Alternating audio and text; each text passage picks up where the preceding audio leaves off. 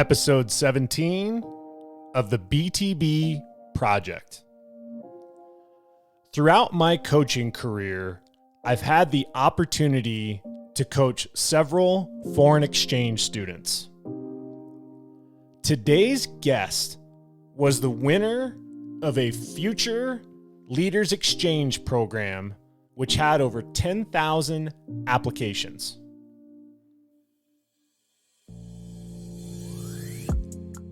He was awarded the opportunity to come to America and study at a high school for 1 year, of which during that time, it was cut short due to the COVID pandemic. As we built our relationship and our friendship, we maintained touch as he went home. But little did I know that just a short time later, his country would be invaded by Russia. Mark Finkevych, representing his country of Ukraine, welcome to the BTB Project. Don't be afraid of the dark. Be careful with stars.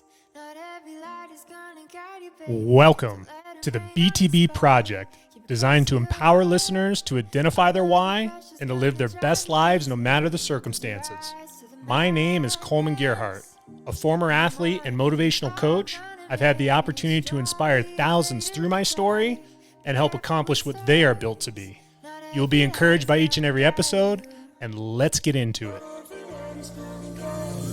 Yeah, when I blow up, I'ma soar high like Peter Pan. In real life, be living out my dreams. If I'm waking up, it's in a foreign land. What a unbelievable opportunity today to welcome Mark Finkevych to the BTB Project. Yeah, it's been a pleasure to talk to you. Well, you and I come from actually a lot of connecting of dots, and I know that a high school tennis team is what eventually led us to get to know each other. But I want to share to the listeners how small of a world it is that you and I have been connected. So believe it or not, it had to have been 8 or 9 years ago. I was working with a student that went to a high school here in Colorado, and I got to know her and her mom and dad pretty well. And fast forward to an opportunity that came really out of thin air, that I was asked to coach a high school tennis team at Highlands Ranch High School. And the family that I used to help had no ties to Highlands Ranch High School. They happened to be part of a exchange program where they would host students to go to respective high schools across Colorado. I got a call from the mom of the player that I used to help saying, "Hey, I just found out that you're coaching high school tennis at Highlands Ranch, and I have not one, but 2 exchange students that will be living with us, and they will be placed at Highlands Ranch High School." I then find out, Mark, that the likelihood of you going to Highlands Ranch was a complete coincidence, because you actually were supposed to go to their feeder school, which, based off of where they lived in Colorado, their feeder school was Rock Canyon. And their program was full. And long story short, I get to meet and grow this unbelievable journey that we're about to go through today. So what does it mean to you as I walk through that, how you and I connected in the first place? I mean, the chances were slim, to be honest, but I think it all came down to my host mother, right? She really wanted me and Fuad to play tennis. Yeah. Right. And Rock Canyon did not have that option, right? Right.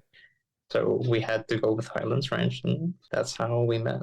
So for the listeners, more context, Mark is an exchange student from Ukraine. And at the time that I got to work with Mark, it was a much different situation in his home country than it is now. I want to go back to actually a moment right before we got to this point to where our relationship would be virtual and having phone calls or video chats. I remember going out to very close to your host family's home, and they had this tennis court that, ironically, Mark, I knew about this tennis court because I used to live very close to the area, and either, driving or going on jogs, I would see this tennis court, and it is literally a private tennis court connected to a home that was just like a sanctuary.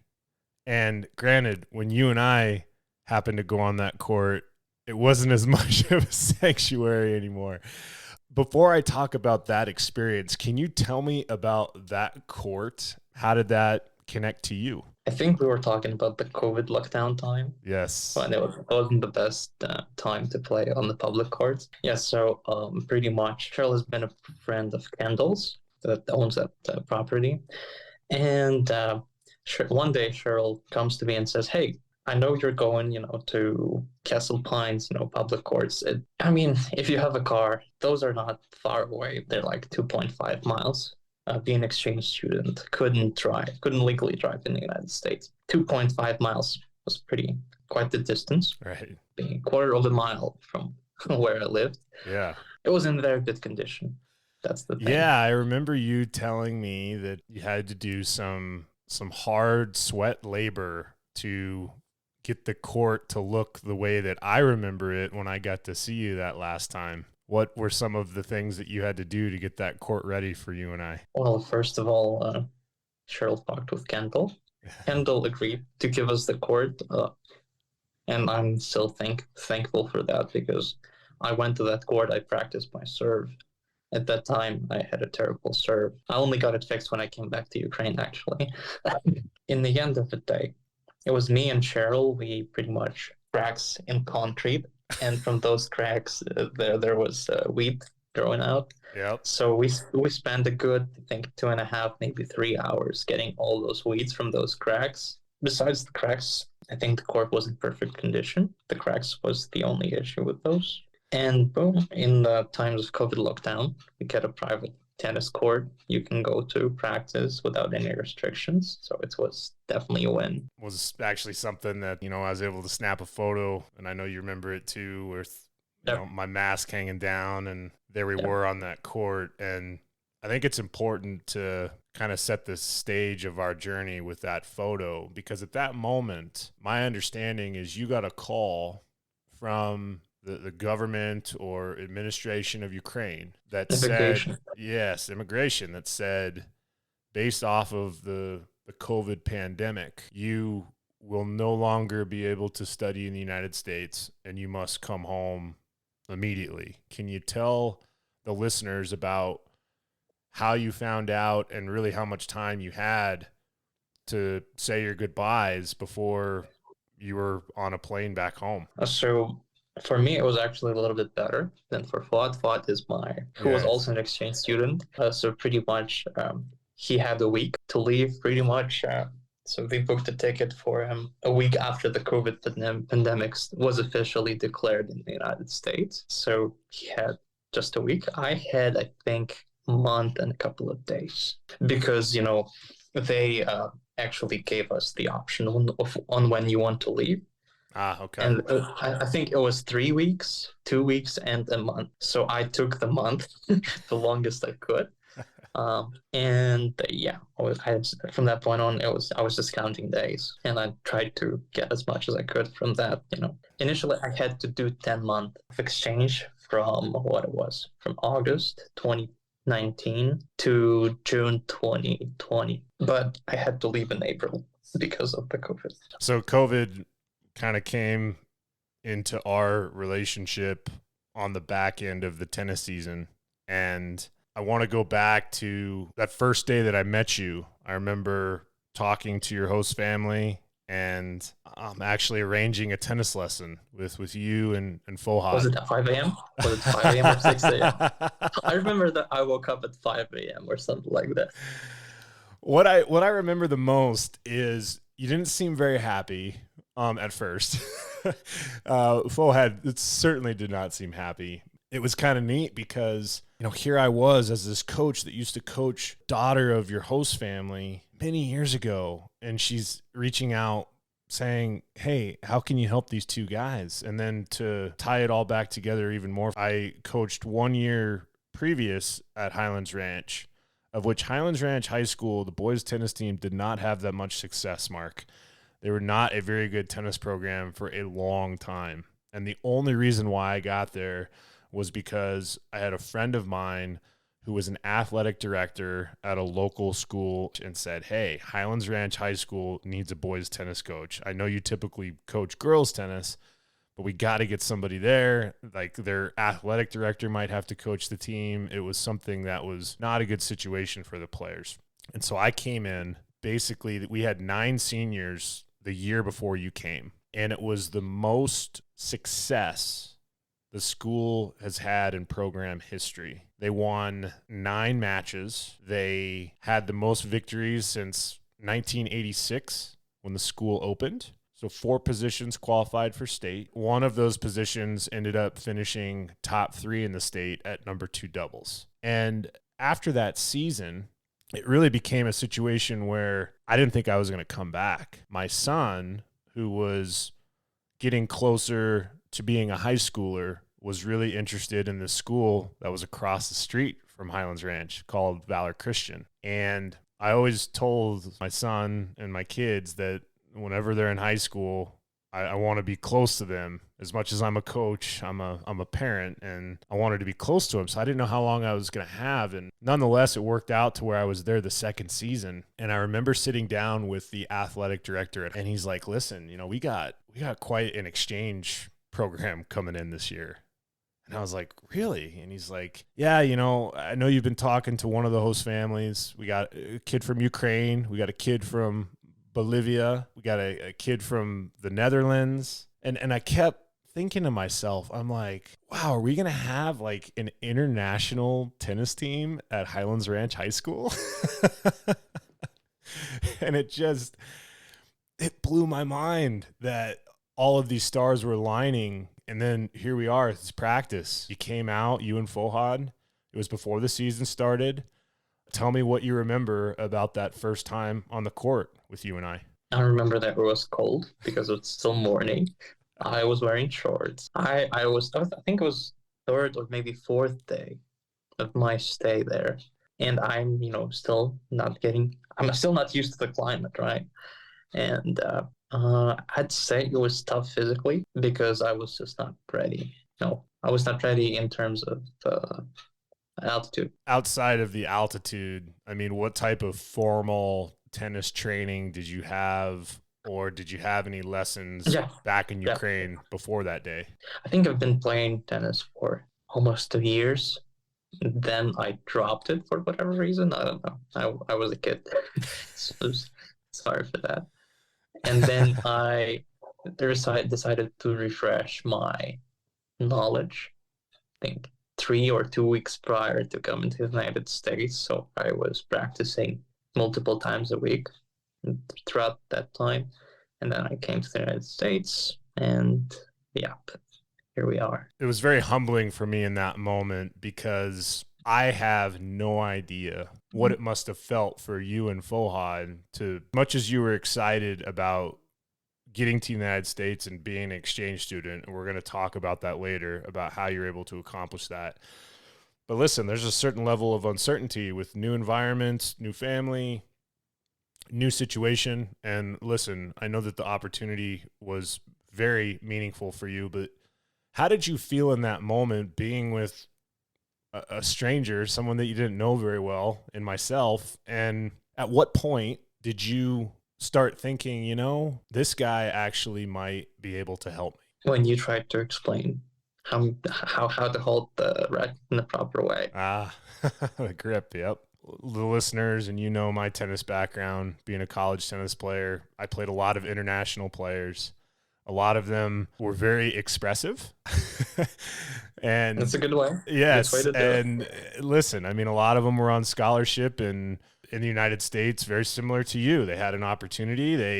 They fought for it. They knew how to persevere, to overcome. And I think there's a lot we can learn as American citizens from that mentality. And as we talked about before we hopped on, you were so complimentary of some of my personal stories and things that I fought through.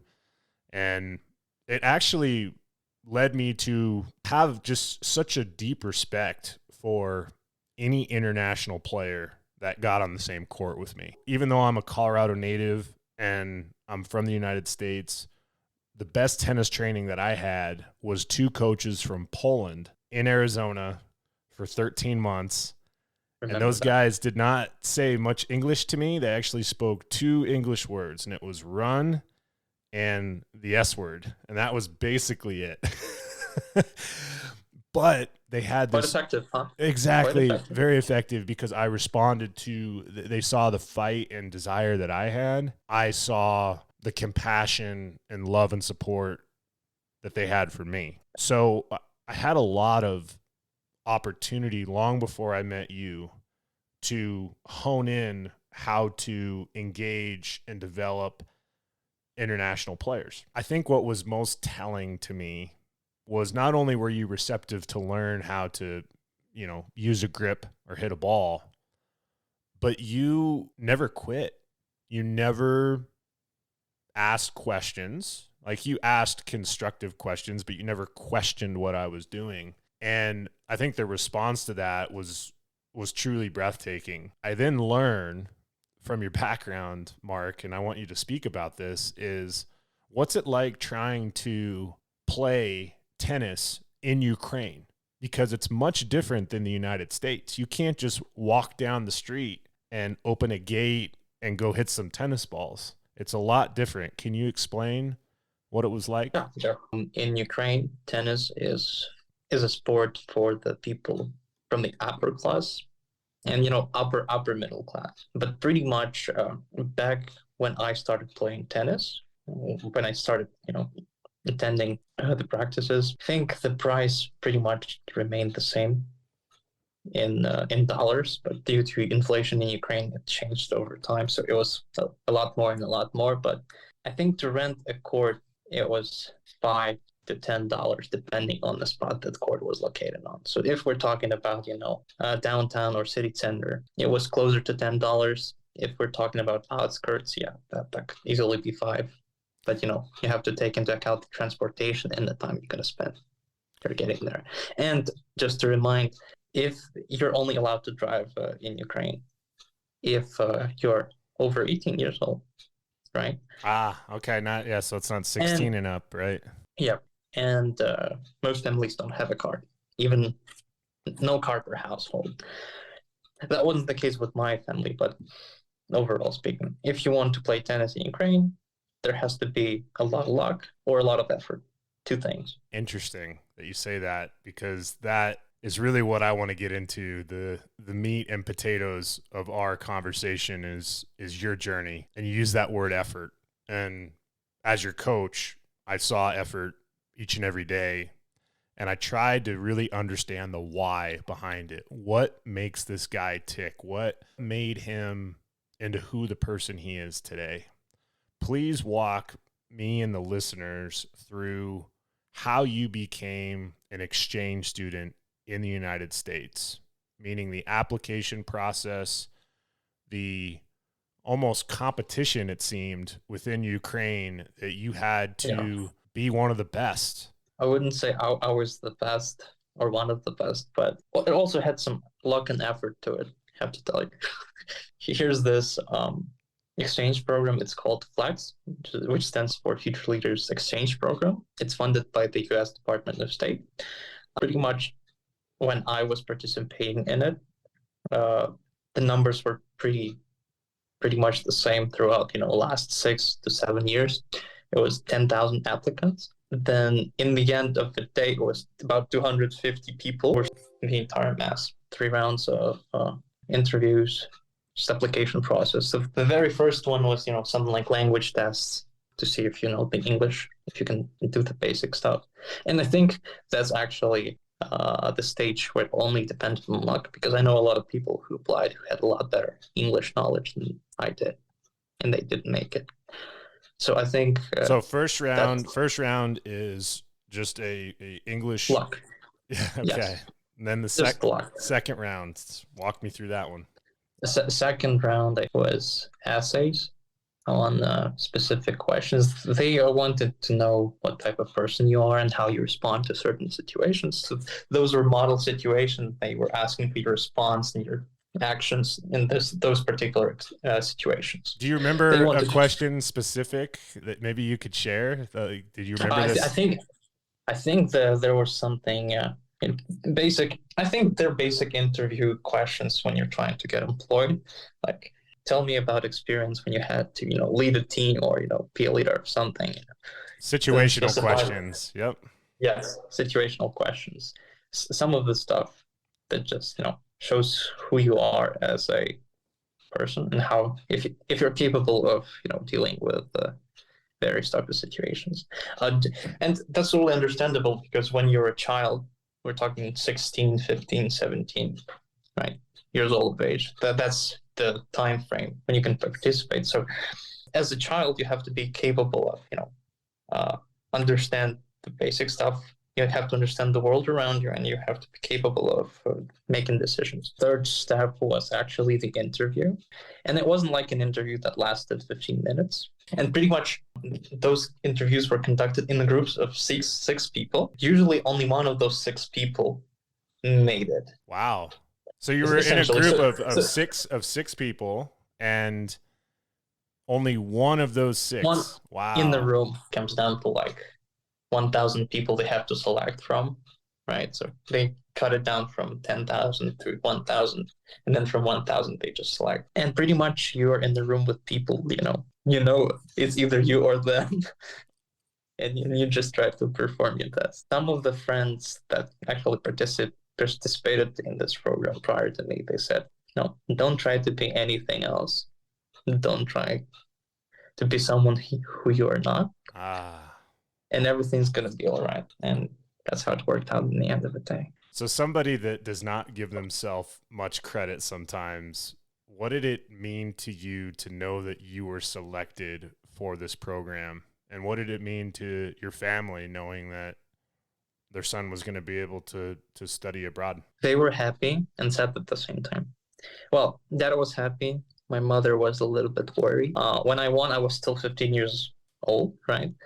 So when I arrived in the United States, by the way, I was still 15 years old. So I was still not allowed to travel without guardian or person responsible for me, an adult, right? I always knew that, and I think my family understood it very well. If there's such an opportunity, I have to take it. It's a whole different world. It's a whole different culture. It would be a sin to deny it, not to take it. So based off of being selected, if you were to think back to that moment and think about the selection committee or representative that decided that Mark was going to be part of this program, what characteristic do you have that you believe was one of your biggest strengths that separated you from others? I had inner confidence that I'm going to make it. And that inner confidence, it came from my faith. I have to be honest. At that time, it came from my faith. And that's the case here, I think. That inner confidence that you talked about when you got here and when you were representing the tennis team that I was fortunate to coach, the hardest thing for me to instill in a player is inner confidence, to want it, Yeah, well, in terms of, getting selected, it was just, I really cannot explain that it was one of my personal characteristics or values. It was just one of those things. To this day, I can say I was 100% sure I'm going to make it. And I can't explain where it came from. I still, to this day, don't have any confidence in any of the aspects of my life. But at that time, I had this, I'm going to make it. And my reasoning for this was like, I'm going to make it because, well, that's going to change my life in the better direction. And that actually was the case in the end of the day. And we ended up, having that season, and you're right on the edge of qualifying for state. We made the 4th place, I think. Right.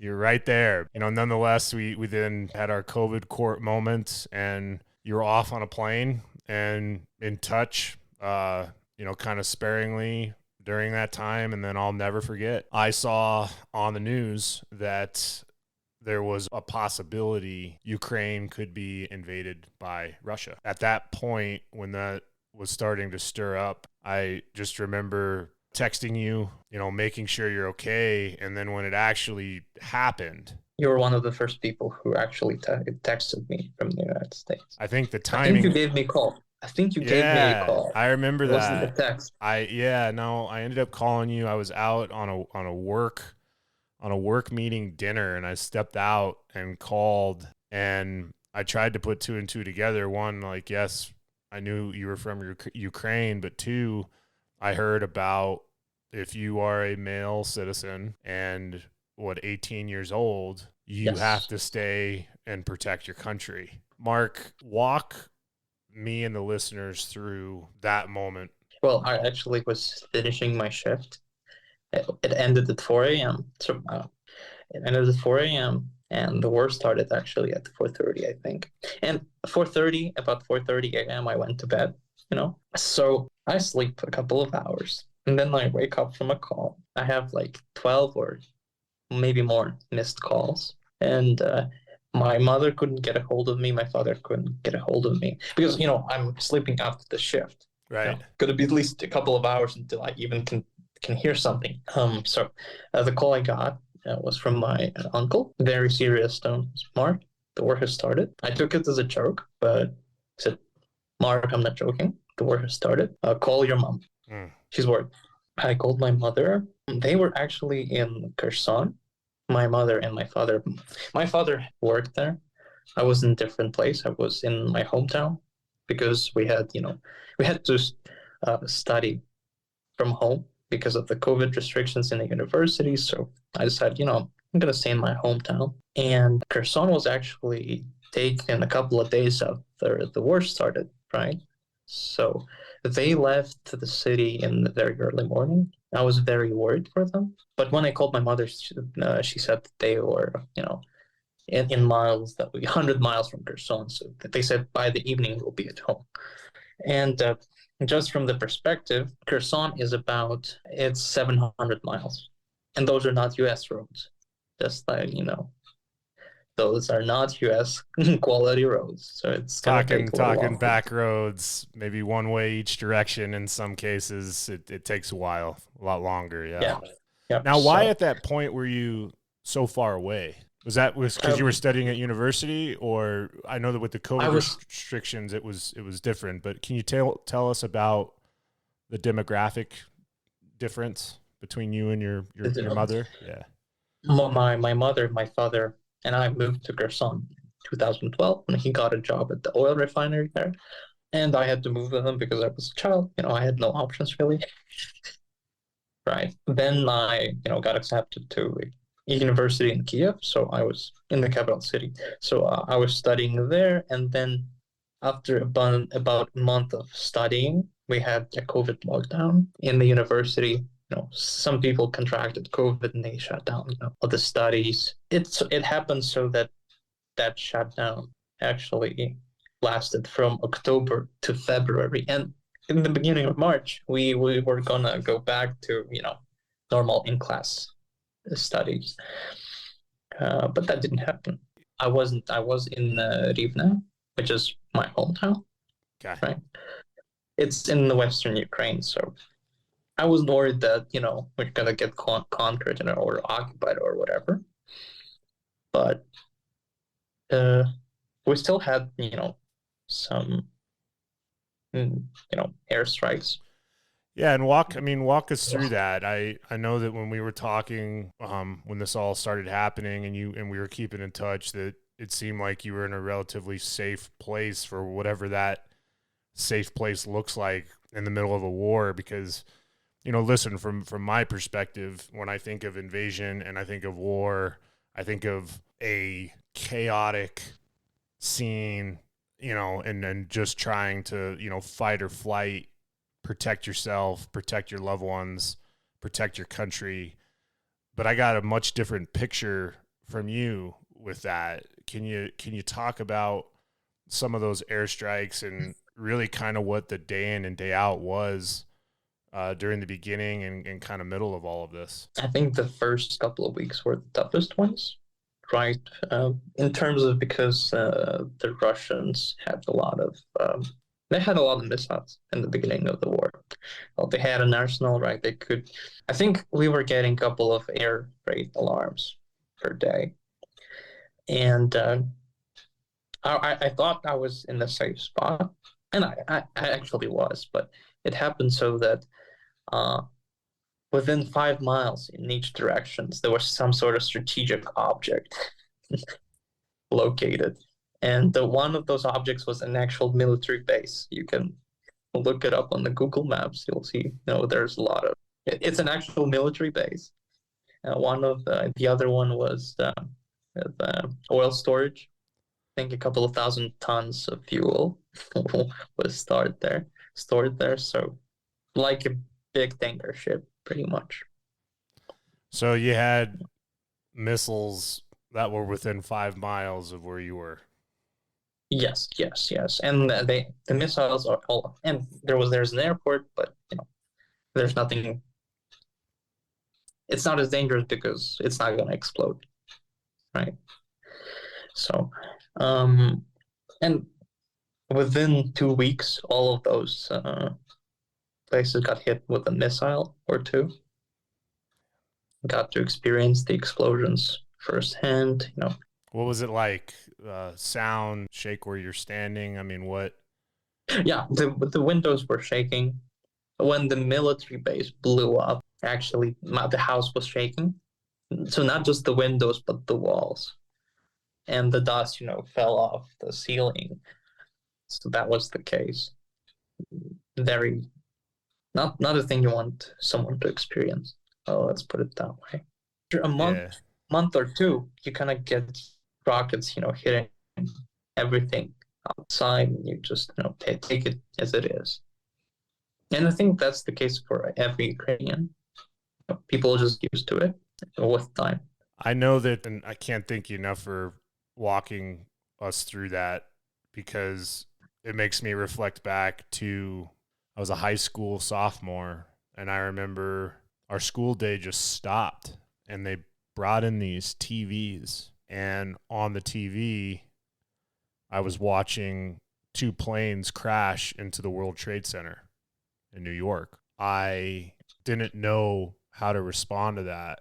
I remember shortly before that moment with the World Trade Center, being in school, having TVs rolled in, and watching a school down the street at Columbine High School, watching 2 gunmen go through and kill students. That happened in Colorado. I think Columbine was it like 10 miles from Highlands Range? Yeah, it wasn't too far from you and I when you were out here. I share those because that's where my gut and my heart go when things like this happen.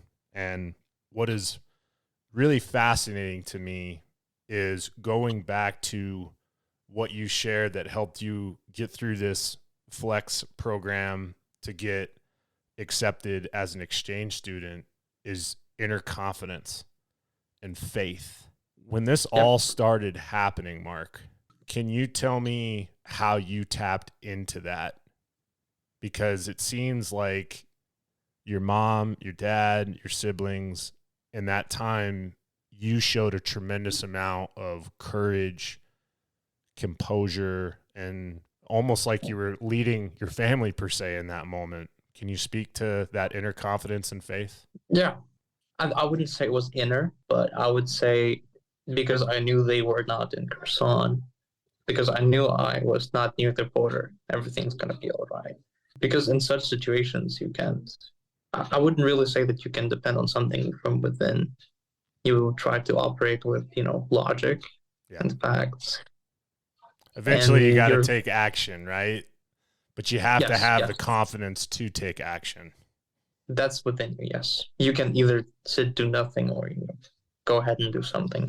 And my day started with going to the gas station, staying, for whatever amount of hours in line, and getting the gasoline.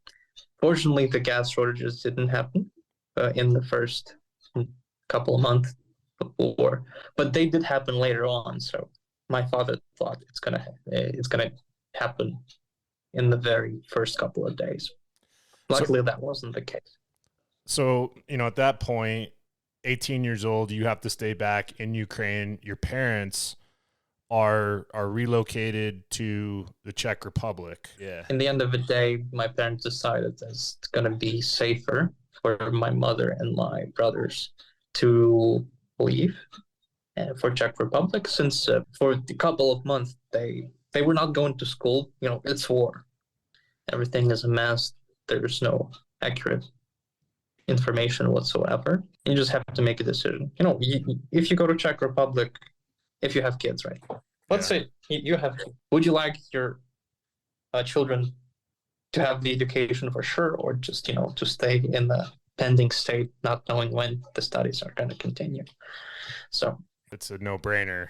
You see behind me with my daughter, I mean, that's our homeschool desk, and my wife fights very hard for our kids' education, just within the four walls of our house. And to know that was going on in your country, and there was an opportunity to continue that education for your siblings, I applaud your parents for doing that. And Mark, I think it was really telling to walk through what it was like when this all first started. But can you speak to the Ukrainian people, your president? What does that all mean to you, knowing what you know today, what you've been through, what your country has persevered and overcome?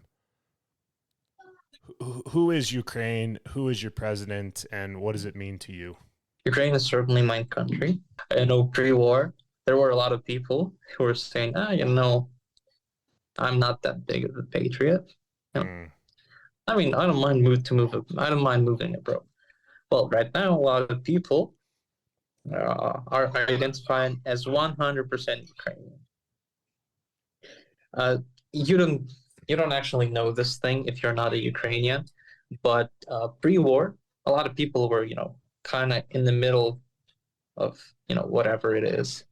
A lot of people were speaking Russian and relating more to Russia than to Ukraine. However, after the Russian aggression, the war started, a lot of people made the decision within their mind that they are a separate nation that exists, that they are recognized by Russia as a separate nation, because what is happening in Ukraine is a full-scale genocide. Most of the casualties are not actually military deaths; they're civilian deaths. Right? So, a lot of people just at one point of time realize that they just have to be their own enemy, stand up for themselves. And of course, there are people who ran in the first couple of days. Right. But the people who stayed knew what they stayed for, right? They stayed to, when the war started, pre-war, if you had to, a very good example, pre-war, if you had to go serve in the military, since the military service is mandatory in Ukraine, people were trying to avoid it in various ways, right? But in the first 5 days of war, there were lines in the completion centers. Pretty much, that's where you enlist, or where they enlist you. Gotcha. And all of those people were wild volunteers. So, in a country where no one wants to really serve, everyone wants to serve, everyone wants to defend something of their own. And that's really the case. People wanted to keep what they've had for their entire lives, and they couldn't watch it being taken away. That that's powerful, and I appreciate you speaking to the Ukrainian people and you know the evolution of that patriotism is really yes. Right now, any person you meet on the street, you ask them, they will have a very strong national identity. Very strong national identity. And what is that? And Yeah, explain that. no, national identity is actually in the United States. Okay, just to give you the difference, in 2019, when I came from Ukraine to the United States, the national identity of Americans was a surprise to me because I heard people say, I'm proud to be an American. You know, when you said something, some like, why do you guys do this, do that? Well, because we are American. Right. In Ukraine, that wasn't the case, and it was a culture shock to me. And it was like, wow, these people are really proud of where they live. They're proud of the place where they live. They are proud to be the citizens of this country. And right now in Ukraine, that's what happened with the war. People have a strong national identity. So, whereas, they're proud to say they are Ukrainian, as you are proud to say that you're an American. Again, it's something that's perspective, right? And I'm connecting all of these dots of what you did as a tennis player, what you did as a student, what you've done for your country. And it makes me really think of how grateful I was to be able to be any part of your life or be any sort of impact in your life. Yeah. A few remaining questions for you here, Mark, but I want to know, based off of what you learned with your tennis and team experience at Highlands Ranch, did you use any of those traits or any of those moments that, you came together as a team or that bond? Did you come across that again when you were protecting your country and protecting your family and trying to be a support during this time? I want to say thank you for one thing you taught me. Before I came to the United States, before I got on your tennis team, I have to be honest here, I wasn't really putting in the effort in terms of showing up and just doing it if you don't like it. With you, that's what I was doing each practice. And to some point, it got carved into my mind, and I actually started doing the things I don't particularly like, just because I knew that I would better from them in the future, even though I don't like what I'm doing right now. And in terms of war, right, in terms of what was happening to my family being relocated, so on and so forth, we were actually helping a lot in the local community, collecting, the supplies for the people who've been relocated. We actually remember that I told you about that oil storage that blew up. We actually provided housing for the people who were relocated from their area for a short period of time, but still, because it was just dangerous to be there, because it's highly explosive. The fire was for a week, I think. Like, I couldn't put it out for a week, and it was just dangerous to live again. Dangerous substances that were out there. Same thing, with for distribution of the supplies that were, donated within the community. It gets me to a point of, I think, a really important perspective question, because I think there's a lot of advice that you can give, knowing what you've been through, knowing the person you are, your intelligence, your empathy, your ability to understand people. Mark, if you had an opportunity to talk to a 15 or 16-year-old boy or girl that is in the United States right now, they're a high school kid, maybe they're just confused or struggling academically or not sure what they want to do with their life or trying to understand their purpose, if you had an opportunity to talk to a 15 or 16-year-old, knowing what you know today, knowing what you've been through in your life, what advice would you give that kid? And the best advice I could give them is just take them to another country. I wouldn't talk to them. Why I wouldn't talk to them? Because words don't really mean anything. When you experience things yourself, uh, you get to understand a lot more than you can understand from hearing words, right? So I would take them, I don't know, to Honduras, to Ecuador, just to live there for a week. I don't know, live there for a week. You know, after living there for a week, these teenagers would understand a lot more about life and how this world works than they would ever learn, you know, from the lectures on, you know, various topics, podcasts, and other stuff. United States is a very great place. Why is it a great place? Because it has all the conditions you need to live as a person. You can actually be yourself. And if you are doing any type of activity, you can monetize it. And the percent of the modern world, that's not the case. You can do something, but you cannot, you know, make bread from it. You cannot turn it into something valuable just because there's no capacity for it within the economy or the society or whatever. Just understanding that you have everything you ever need. The only thing that you don't have is your will is the best advice I could give to the teenagers in the United States. Because right now, looking back at those kids, they had everything. They didn't want anything.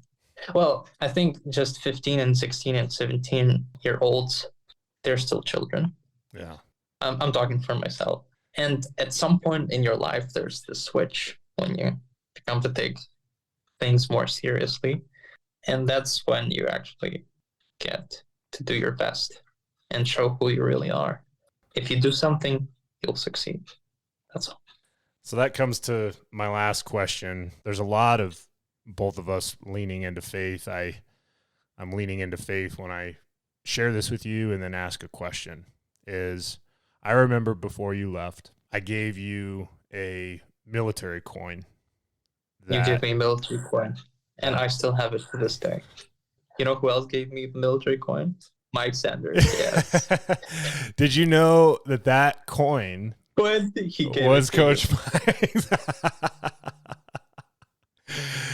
Hey, listen, you know, listeners, I had and have had an assistant coach that's a dear friend of mine that is still serving the United States military, Coach Mike, who got to help Mark and Fohad and others on the Highlands Ranch tennis team. And this military coin was just something that it meant a lot to me. It was almost like a brotherhood between Coach Mike and I, which is why he gifted it to me. And when I knew that Mark had to go home, I gave it to him as a brotherhood. And you, in exchange, gave me a few Ukrainian flags, some money, some things that I never thought I would have that flag and have it be something that makes me just so proud of your country.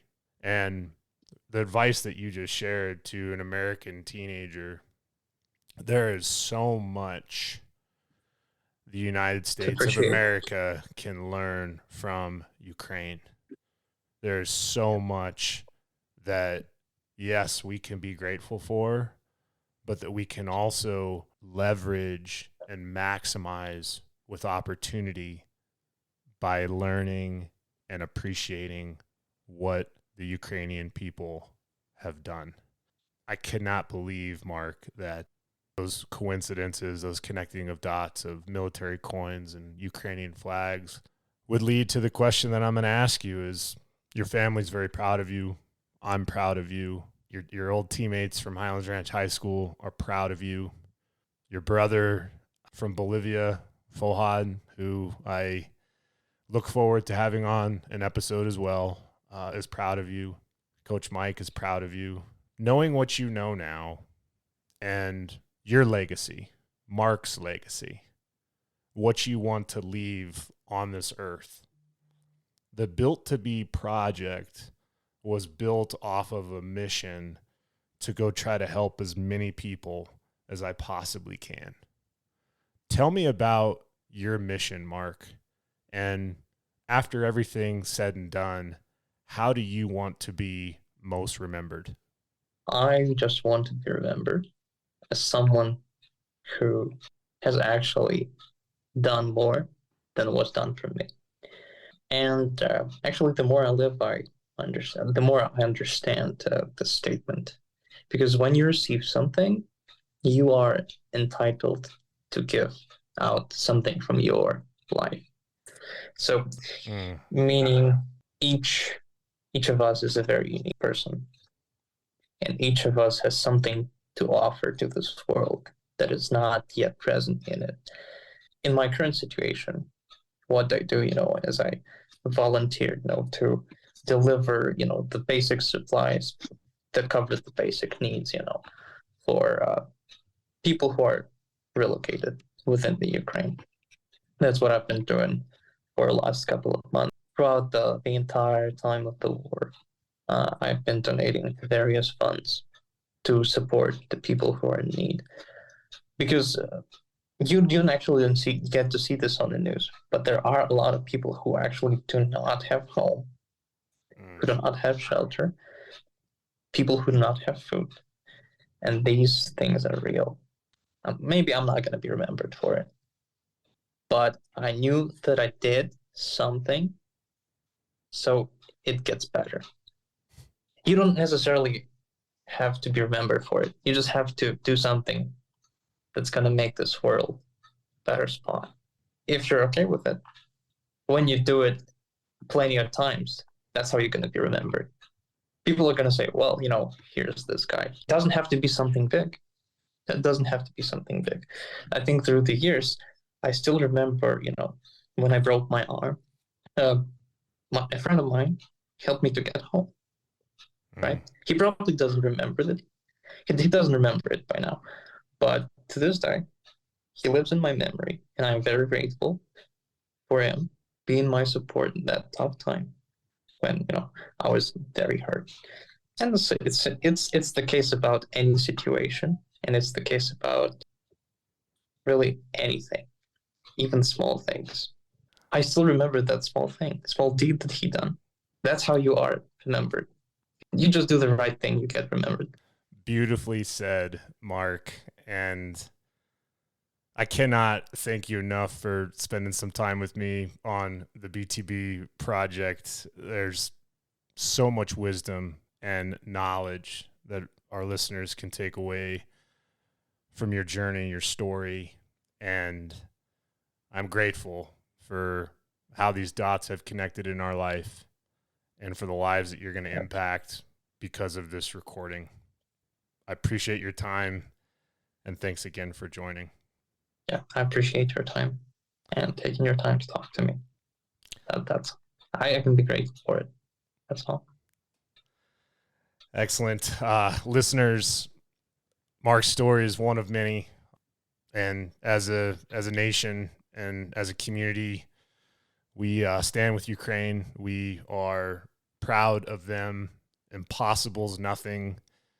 If any circumstance in life is something that seems daunting or that you can't achieve it and you can't overcome it, I ask that you listen wisely to advice that Mark has shared and other stories have shared throughout the podcast. Let's continue to get better each and every day and support one another to be whatever we want to become. I'm proud of each and every one of you, and thanks for listening. You're told I'll be a harder temptation.